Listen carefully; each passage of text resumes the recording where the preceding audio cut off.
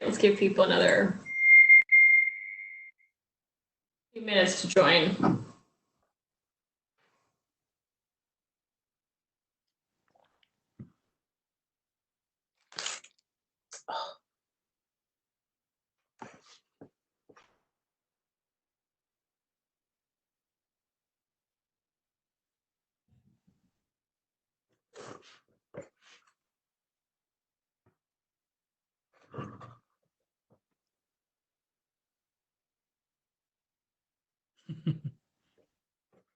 My little one moved it.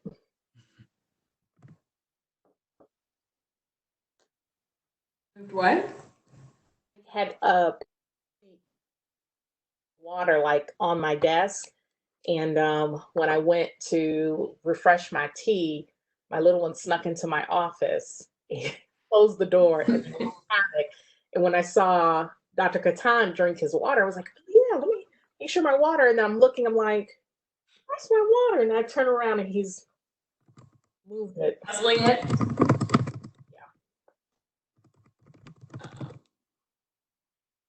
Is that one of your paintings in the back? It is. Yes. I decided to paint something after Dr. Cowan said that my wall was too white. You know, I figured that the next time I saw you, I was I know you get so many comments, you know, from the peanut gallery when you do these. All right, well, let's go ahead and get started because it's 12:02 and a few people might join in the next couple minutes, but for those of you who are on time, we try to reward good behavior. I am Dr. Tano. I'm one of the family medicine physicians at Rockville Internal Medicine, and I have been moderating these webinars. So for those of you who have tuned in before, please, to mute your mics, and you can submit questions to either the chat, which tends to be a little more public and everyone else on the call can see them, or you can send it to the QA section, which is, I think you can make a selection, but it's generally more private and just comes to the panelists, so myself and a few other people on the call, as opposed to everyone who is watching. And the sessions are recorded. Everything can be found. Our old webinars are on our website. So if you go to our website and then click on the COVID webinars, you can see old webinars too, which is nice. They're posted on YouTube. We apparently have a Rockville Internal Medicine Group YouTube channel that I recently found, which is cute at best, but funny.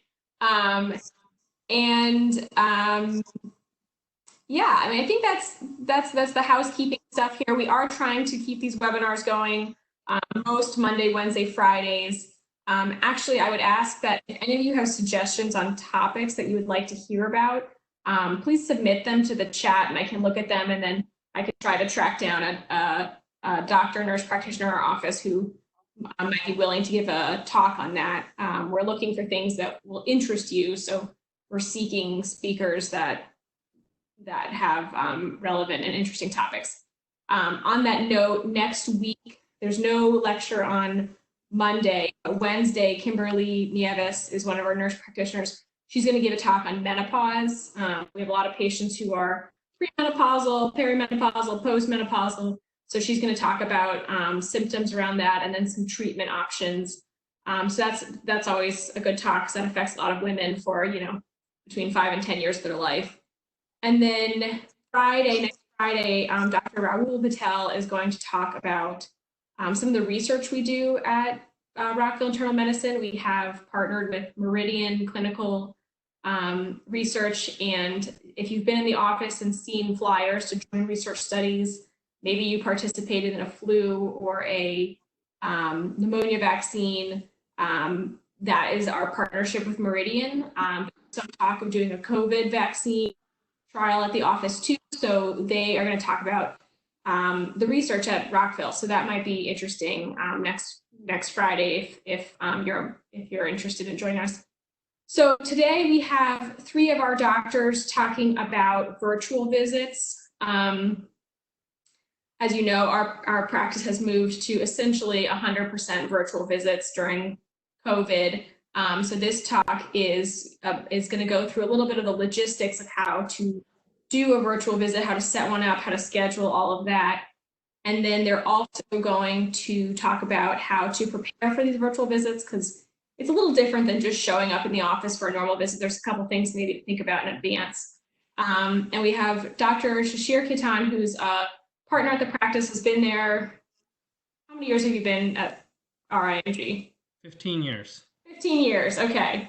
And our other two speakers, Dr. Kharia Holmes and Dr. Christina Council, are two of our new internists who joined the practice this year to take the place of some of our other doctors who have retired or left the practice or are on medical leave. And so we're hoping that by having them here, not only do we learn about virtual visits, but you also see their personalities and their faces, so that if your doctor is one of the ones that has left, that you have a sense of maybe somebody you'd like to see instead. We also have another doctor who joined last August. We call him Dr. Sam because his real last name is, I think it's Samarana Singh. Samar Singh. Yeah, it's about 20 letters, so we just call him Dr. Sam. He's also at the practice, and then we have 4 nurse practitioners who also see patients and are taking new patients for the most part. So without further ado, I will let them get started. Please submit questions throughout this talk. They do want to be interrupted with interesting questions as we go, and then we'll obviously take questions at the end if you have questions. And I think Dr. Council and Dr. Holmes are new, would probably be amenable to taking personal professional questions if you have just questions about their practice and who they are a little bit, because we're also hoping that you get to know them during this talk too. Absolutely. All right, thanks guys. Well, thank you very much, Dr. T, for a wonderful lead-in. So we are definitely going to be presenting how to prepare for a virtual visit. Some of the things that we are going to be covering today are exactly what is a virtual visit. We're going to be talking about what can I do to prepare for a virtual visit, what you should expect from a virtual visit, as well as what types of concerns can't be handled by a virtual visit. And then the ultimate question is, once this quarantine is over, how do I make the transition? So first, let's start with what is a virtual visit.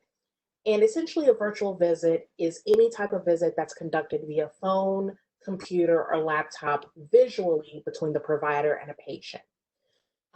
This is a visit that can address numerous concerns, such as I need medication refills, or I don't think this medication is working well.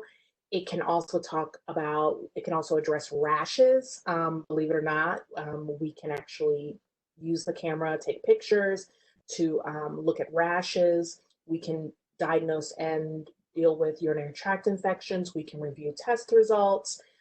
If you have concerns about COVID-19 symptoms that you think you may be experiencing, or trying to decide, is this my seasonal allergies, which is of course coming up this time of year, as well as, or is this COVID-19, we can kind of help you ferret that out and figure out how to best handle that. We're actually doing wellness visits, believe it or not, through most insurances except for Aetna at this point. Last time I heard, we can deal with migraines, allergies, hospital discharges, just a lot of your chronic comorbid medical issues such as diabetes, high cholesterol, and hypertension, which it's very important that those be well controlled, particularly during this pandemic time, as those diseases can predispose you to developing complications if you were to develop COVID-19. So then the question is how to prepare for a virtual visit. And so these are some of the tips that we have developed to kind of help you prepare.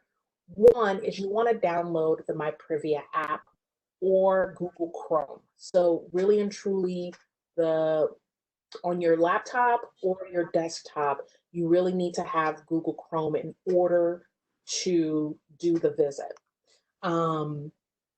We recommend signing on about 15 to 20 minutes before your visit And the reason for this is it allows you to troubleshoot. And because this is a virtual world, things are definitely going to happen. And so it gives you ample time to contact our office and make sure that you're not having any concerns. And if you are, we have people that are there to help you navigate how to triage and tackle those technical issues. We also ask that you have your driver's license and ID available. And the reason why is because we have to confirm that we are speaking to the individual who we're supposed to be speaking to. If you're a new patient, we don't have a picture of you, so therefore we can't validate and verify your identity that way. So having a valid driver's license or ID is very helpful. Also having a recent weight, blood pressure, if you are having blood sugar readings available are also very helpful. And then picking a quiet location to set up necessary equipment, such as a blood pressure machine or your glucometer, and one where you won't be disturbed by little ones. Dr. Council, what do you think? So yes, in addition to that, one thing I typically like to make sure is that patients may be in an area where they can prop up their phone if needed, if they're using a phone or tablet or things of that sort, so that if we need your help in doing the physical examination, such as, asking you to lie down to feel on your belly for any abdominal complaints or things of that sort, then we have access to those things. Otherwise, for the most part, it's fine to be, in a living room or things of that sort, as long as it's quiet and you feel comfortable enough to discuss your personal information there. Yeah. Make sure you also have a medication list available because as providers, we definitely will be verifying and updating your medication list. It's definitely important for us to kind of know exactly what medicines and supplements and vitamins you're taking. And remember that each visit is scheduled for either 15 minutes or 30 minutes. So it's important to have only 1 to 2 topics to discuss so we can focus and narrow it down. Um, in order to make sure that we address each problem in its completeness. And then patience, patience, patience, patience. Patience is such a virtue right now because as well as this is new for you, this is also new for us. And so we are definitely working very hard to run on time. However, the patient before, the client before may be having some technical issues that we have to work through, which can throw our schedule off. So definitely be patient with us. We are trying to get to everyone's needs and get them addressed. Now we're going to talk about the steps for logging in. Okay, so I'm going to talk about the steps and kind of walk you through exactly what's going to happen when you start to log in for a virtual visit. So as Dr. Holmes mentioned, you do need to have the MyPrivia app, which you can download on the Apple app, or if you have an Android phone, then you can go to the Google app area. If you're not going to use a phone or tablet, then if you're using a laptop or computer, then once again, you're going to need to have Google Chrome. I do want to make a note that the MyPrivia app does not work well with the iPad. So if you are using an Apple iPad, then I would say, you can try to use Google Chrome through that, but do not try to use the MyPrivia app because it won't work properly. The first thing is that you're going to get an email or text message if you signed up for text messages 24 hours prior to your virtual visit. And with that email is where you're going to do your check-in. So the check-in will have a consent if we don't have a consent already on file for you. So it'll be a consent for treatment. In addition, that will be the area where you will be able to confirm all of your information, update any of your contact information, insurance information, things of that sort.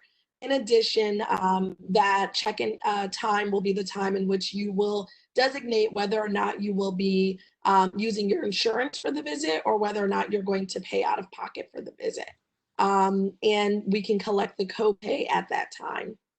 Once you're already checked in, about 15 minutes prior to your appointment, you will receive another email or text message if once again you signed up for text message alerts, letting you know that it is time for your virtual visit. If you have checked in after the 24-hour mark, or if you've checked in, right at that 15-minute mark, then you can just leave that screen up. Once you are in the virtual waiting room, you will receive a message that says that the provider is still finishing up another visit or will be joining you in a minute. Once the provider is available, you'll be able to click on the start my visit. And then something will come up saying join visit. And that will be when you connect with the provider at that time. So it's pretty simple. However, like Dr. Holmes said, sometimes there can be bumps in the road because we're using technology. So we do have other platforms available if, doing the My Privia app is difficult, or, getting Google Chrome or things of that sort, then we do have other avenues, such as Doximity. So Doximity is a phone app that the providers have, and it works both on Android as well as iPhone, so both platforms. As the user on the other end, you don't have to download anything ahead of time.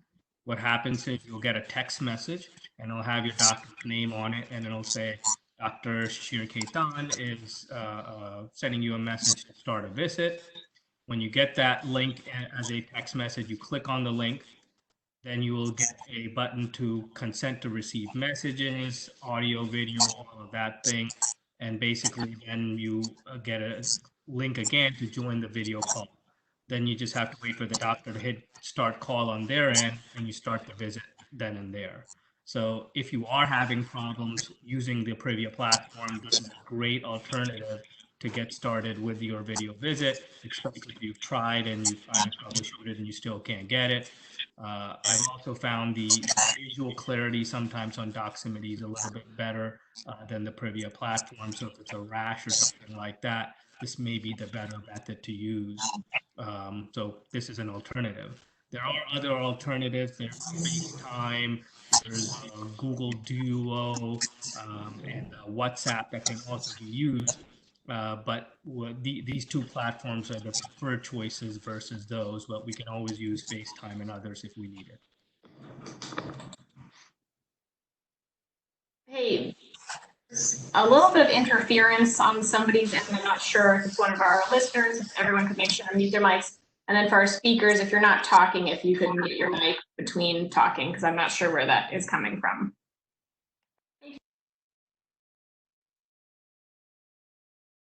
Okay.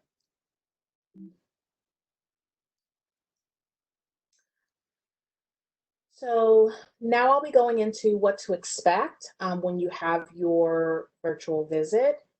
One of the things that you can expect is your provider to join the visit close to your appointment time. And as we have stated multiple times, it's just because it really happens, unfortunately, more than we like to say. Be patient. We will get there as close to time as possible, but there may be some technical issues that are going on. The next thing that you can expect is your provider will verify your location and address. And the reason for this is that if you're having any issues during the virtual visit, or you go into any type of distress, our job is going to be to call 911, and we need to know exactly where you are and what the address is so we can send the respondents to your location. Your provider will ask you if for your blood pressure, weight, blood sugars, if you have those available. So please have those handy. We will review and update your medication list, so bear with us because that is very important to make sure that we know what medicines you have within your home that you possibly have access to and could be taking.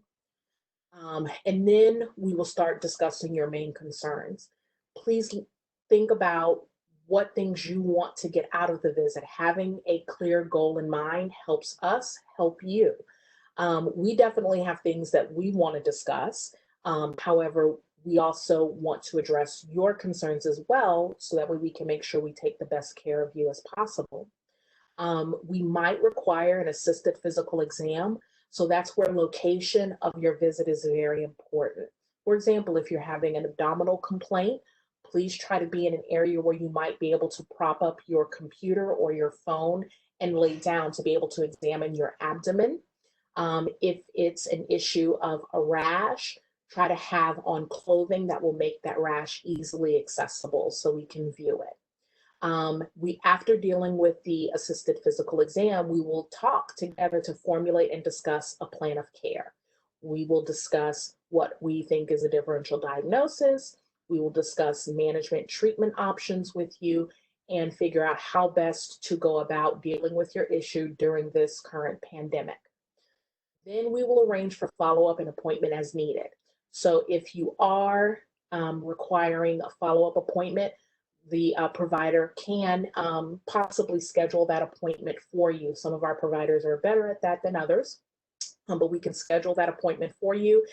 If it's seeing a provider within our practice, but not necessarily the provider that you're seeing there. So for example, if it's a rash and I need to send you to the dermatologist, I can actually schedule that dermatology follow-up appointment for you while you're there in that visit. Just be aware, even with the best of technology, virtual visits, there are limitations to things that we can do. We are trying our best to do as much as we can virtually. However, there are limitations. For example, if you're complaining of, let's say, cardiac chest pain, we're not going to be able to do an EKG on you virtually.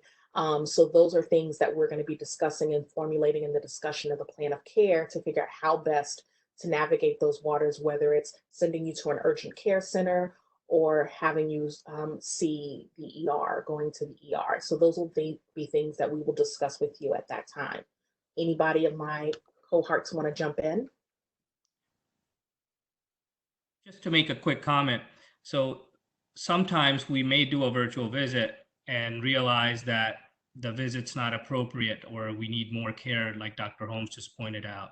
So we may say that you need to go to an urgent care center, an emergency room, or there may be a need to say you need to come into the office. So we always have the ability to convert a virtual visit into a real visit if it's necessary. And you won't be billed for the virtual visit and then the real visit as well. If we truly feel that that's what's necessary, then we'll just stop the virtual visit and have you come in.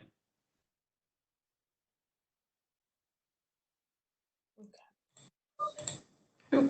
So what things cannot be handled virtually?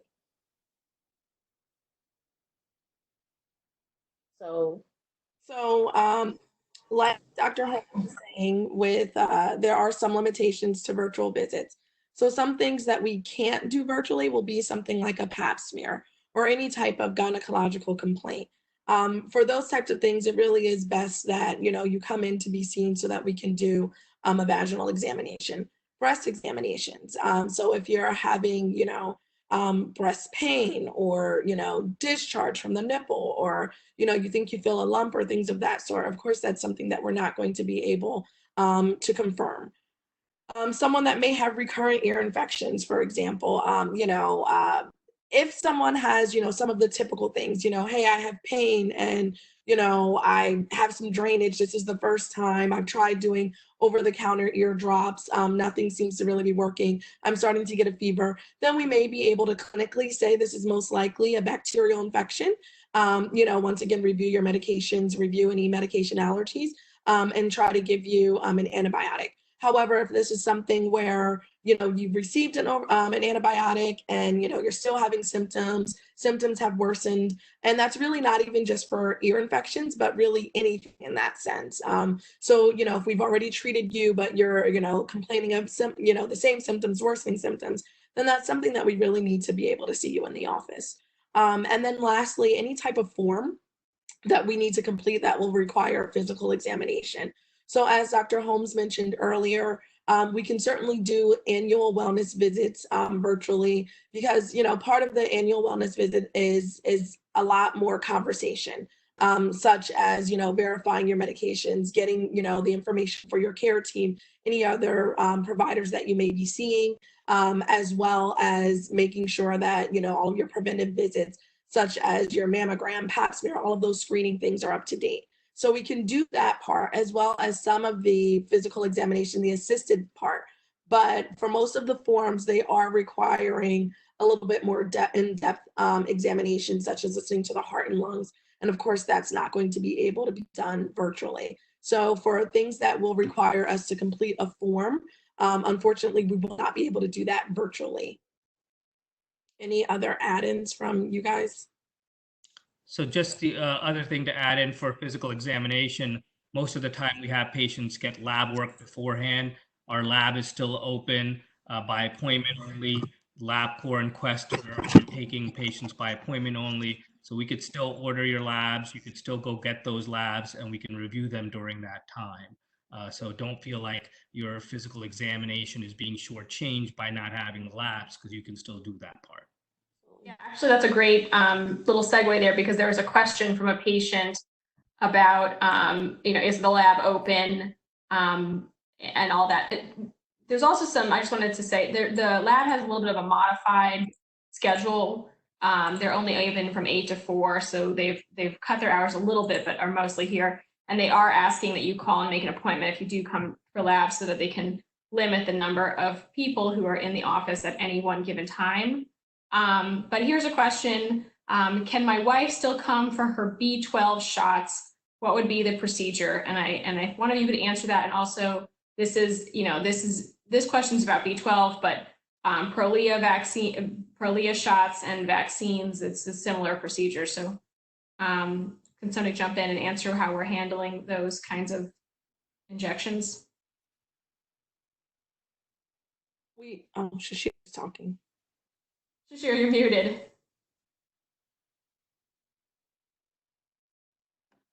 Sorry. So we are still performing the B12 shots and vaccines. We're asking patients to call in, and usually we're meeting the patient in the parking lot rather than having them come into the office. Now, if the shot is a type that we have to deliver in a different method, then we'll make arrangements but for the most part, we can meet the patient in the parking lot and perform the procedure there.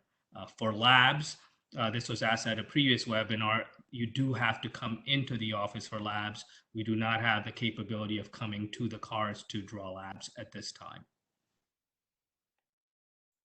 What I will add about the lab is that some patients have been concerned, is it safe to come in and things of that sort. So everyone that comes into the office does have to wear a mask. And like Dr. Khetan said, we are only doing the lab by appointment only. That way we can space out the visits and there aren't patients waiting in the waiting area to go into the lab. I see a question here asking if Doximity is only available on the iPhone or use it on the computer. It is an app, so it has to be either the iPhone or an Android phone. And remember, it's not something that you have to download ahead of time. So if you have a phone, you will get a text message and you just follow the links on the text message. You don't have to preload or pre-install anything.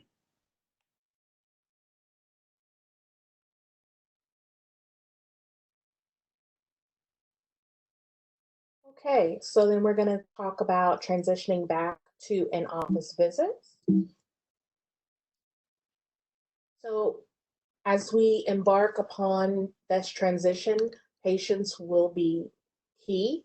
As we kind of figure out our flow as an office, we will be definitely posting things on our website to keep you informed and sending out emails to keep you informed about how the office is going to proceed. As of right now, we are still doing 100% virtual as much as possible. However, as we stated before, if it's a visit that requires an in-person exam, we will work with you to make arrangements to get that taken care of and addressed. I recommend that if you have insurance from anyone else but Aetna, that you schedule your wellness visit now. While definitely it's not the ideal situation for having a wellness visit, once this pandemic is over and the restrictions have been lifted, we are anticipating a flood of patients wanting to come in for their wellness visits. So we're trying to stem that flood and trying to trickle it in slowly. So we're trying to get things addressed as soon as we can. As we stated before, our lab is still open and drawing blood work. Our lab is open again from the hours of 8 to 4, Monday through Friday. We do encourage you to call and schedule appointments to help with the social distancing. while still addressing our patient needs. And we also encourage that you sign up for the patient portal. The patient portal will allow you access to the lab work and will also give you an opportunity if you have a question, but you're not sure if it's appropriate for a virtual visit, send us a message. Our nursing staff and our care team staff and our physicians and providers will reach out to you and say whether or not it requires a virtual visit or an inpatient visit if you have any concerns or questions that way. So we can actually help you triage what type of visit you might be needing. You guys have anything to add to that?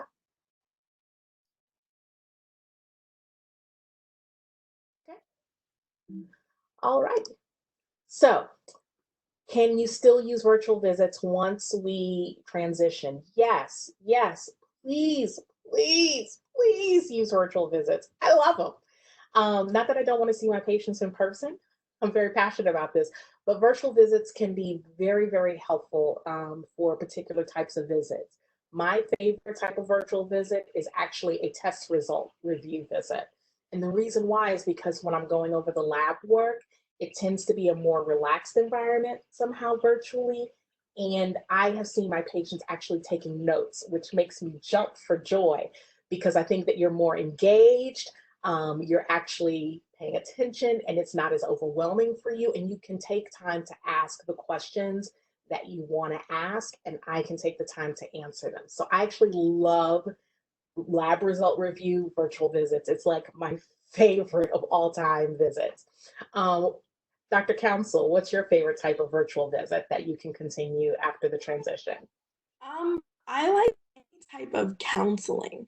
Virtual visits are really good for counseling. So, if it's just, following up on your blood pressure or following up on your diabetes, or hey, I want to talk about weight loss, things of that sort, following up from a hospital discharge. So some things that require more so just talking with the patient and going through, getting all of the information from the patient, counseling, all of those things, it is perfect. So, virtual visits aren't a supplement to our care at RIMG, but it's really integrated within it. So, we can continue to do the virtual visits as, even when we open back up. So, it's great. I'm new to virtual visits, and I love them. So yeah, it's really good.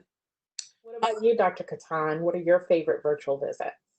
So it's fascinating how we're all using virtual visits. I just want to throw a stat out there before I talk about my favorite.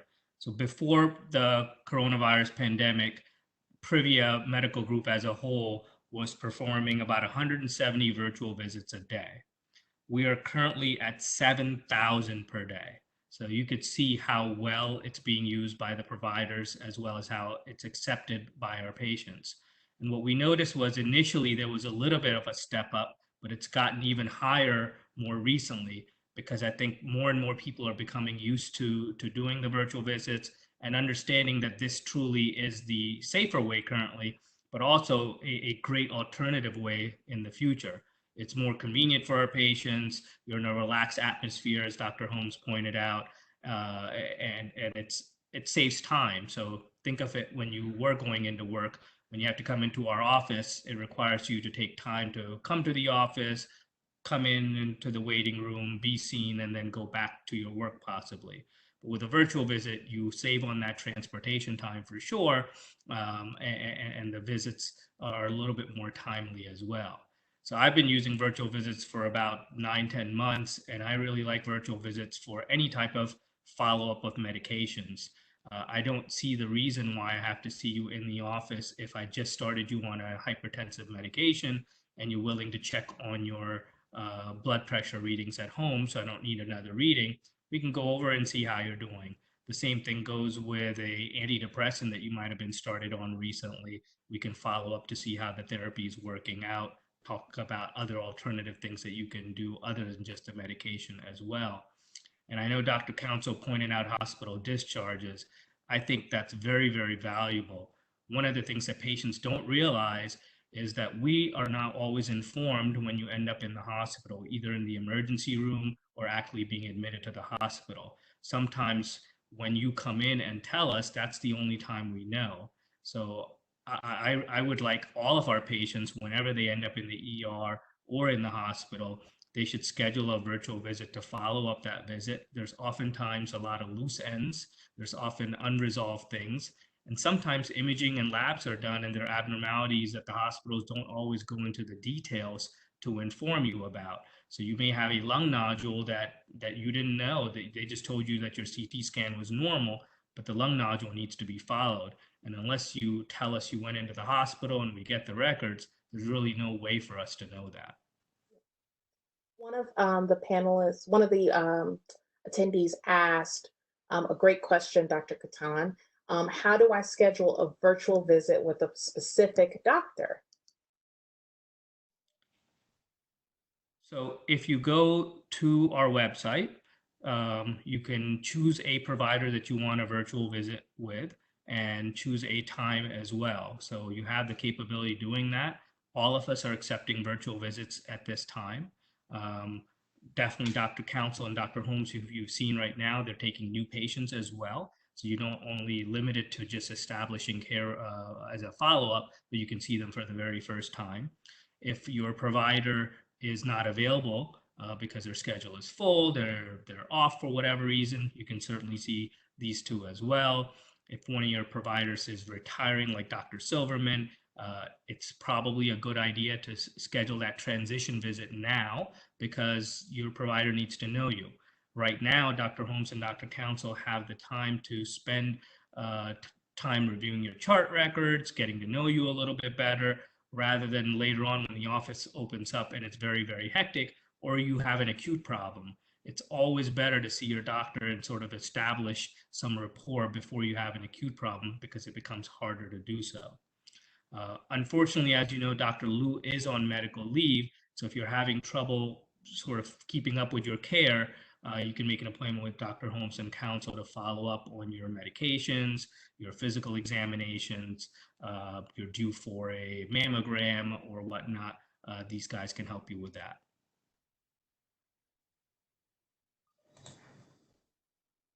There's a few questions that Yeah, I can go ahead and read those out so that you guys can focus on answering them. thanks. Yeah, I know it's hard to be on the screen and see questions at the same time. So, is Doximity available on the iPhone or on a computer? And I just want to clarify. So we would probably prefer that you have the Privia app as the first line of how to do these visits. It makes everything a little bit more straightforward. Doximity is another option that we can do virtual visits from. And then also we can do FaceTime. Again, we do prefer the Privia app, but there are other methods. So for those of you who may have missed what Doximity is, because I think there's a lot of questions on it, it's just another sort of platform by which we can do virtual visits. But question, is it available on the iPhone or can I use it on a computer? Does anyone know? So with Doximity, you actually don't have to download anything. You literally, all you need is your text messages. So the Doximity app is something that your provider has downloaded on their personal phone. And what will happen is we actually type in your number and we call you from our phone and you get a text message to let you know, hey, your doctor's ready for your virtual visit. And you click on that link in the text message and go through those steps, which I will pull up here. And so then can it be used on an iPad as well? You know? I don't believe so because we have to put in a phone number. So I'm not sure how you would put in a phone number for an iPad or a computer itself. Okay. Do you want me to keep going with questions or are you guys still going through your presentation more? You can go with the questions, I guess. Okay.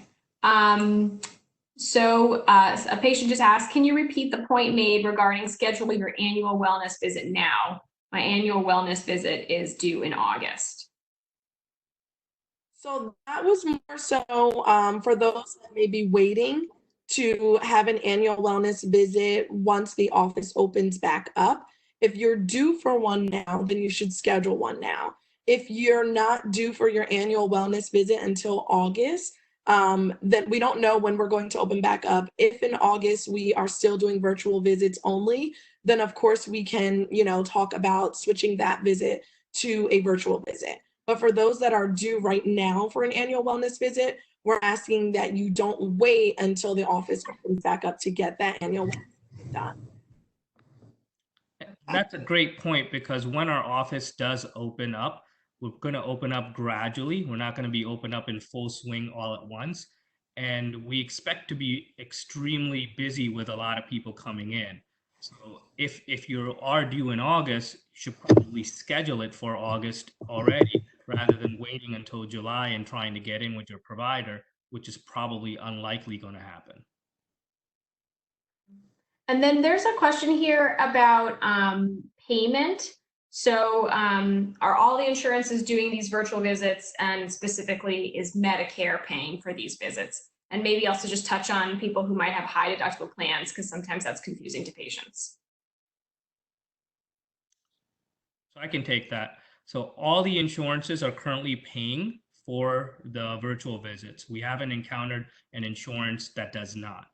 It's treated the same way as if you were coming into the office for a visit. So if you have a deductible and you would come into the office for a visit and have to pay out of pocket for that visit, it would be treated exactly the same way. So there's really no difference in the virtual visit versus an in-office visit. And then Medicare? Yeah, so Medicare is currently paying for the virtual visits as well. We are hoping that Medicare will continue to do so once the pandemic sort of dies down a bit. So I would ask our Medicare beneficiaries to reach out to Medicare if you do value continuing virtual visits in the longer term, to push to have those covered indefinitely. All right, that's all our questions for now. So if people want to continue, oh, there's one more. Are all previously scheduled visits still in place? For example, a lab appointment at the end of May and an annual wellness visit in early June. So the only appointments that are not in place is if our modified lab hours are causing your lab appointment to be canceled. So again, our lab appointments are 8 to 4. So if you had an appointment at 7 a.m., then your lab appointment will be canceled or has been canceled. Otherwise, those lab appointments are still there. Your annual wellness visit appointments are still there. We may be calling, depending on when we open back up, to convert some of those appointments to virtual visits if we're still not seeing patients in the office, but those appointments will still be there. All right, those are all the questions for now. So we'll let people submit some more if they have them, but I think you can go back to your slides here if you have more stuff to say. So we do have resources that you can utilize for technological difficulties. At our Rockville office, you call the main number 301-762-5020. And we have our virtual visit czars, is what we call them, at least I do. And it's basically Lori, Tiara, Artavia, Jamima, Cynthia, and Lynette.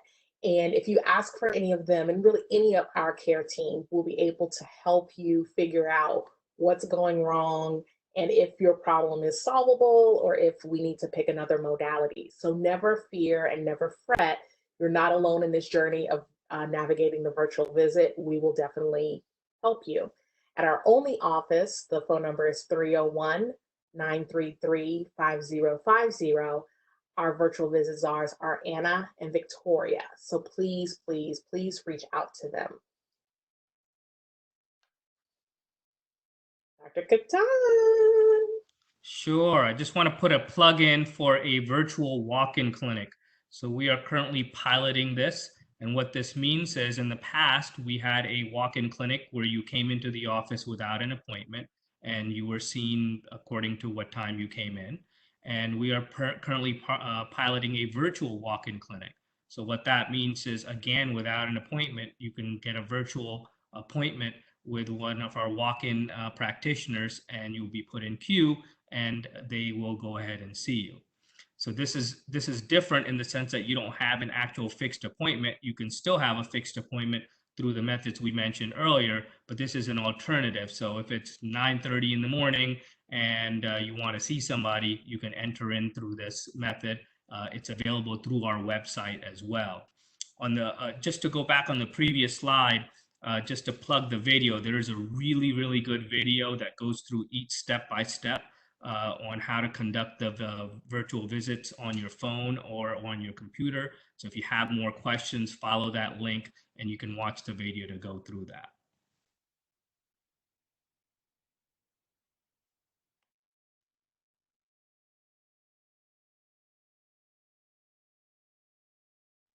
Well, that's us for you. That's everything, Eleanor. Dr. Tiana.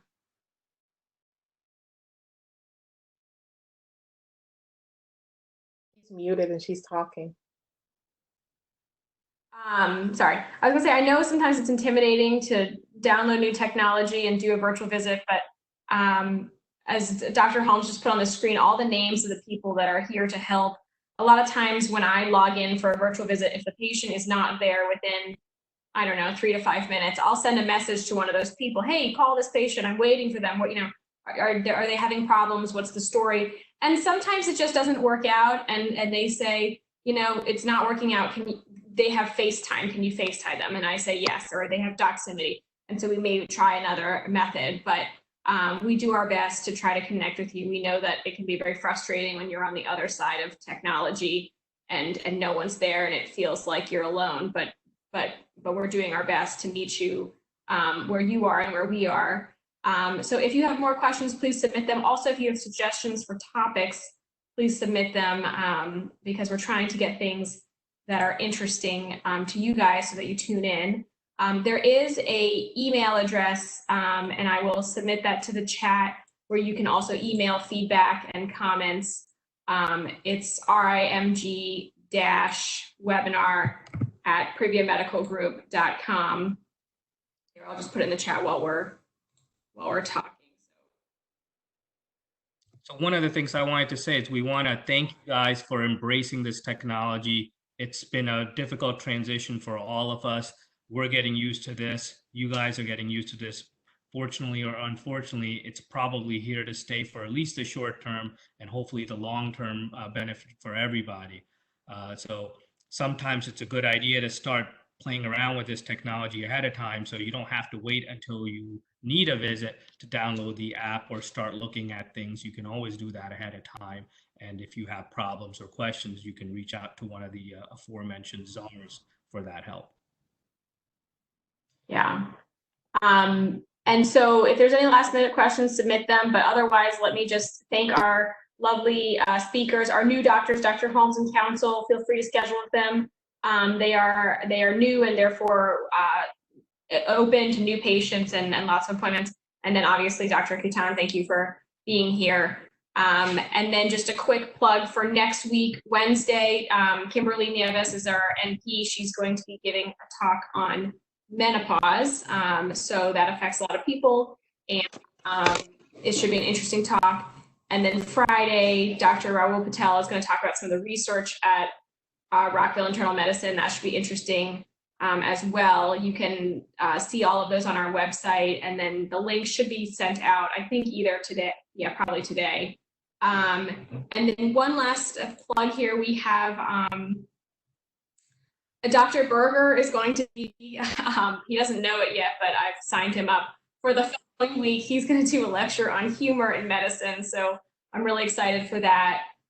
So, you know, we try to mix these topics up and get things that will get you guys engaged and interested. So please submit ideas. And then otherwise, I think it doesn't look like any, maybe, let me just check one last time. Any last questions? A patient of Dr. Khetan's, I won't reveal her name, said, "It's good to see you. It's been helpful to me. Not the greatest at technology, so this was a good thing."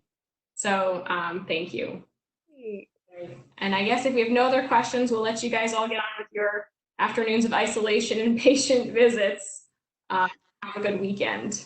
All right. Bye-bye. Thank you, everyone. Take care. Bye.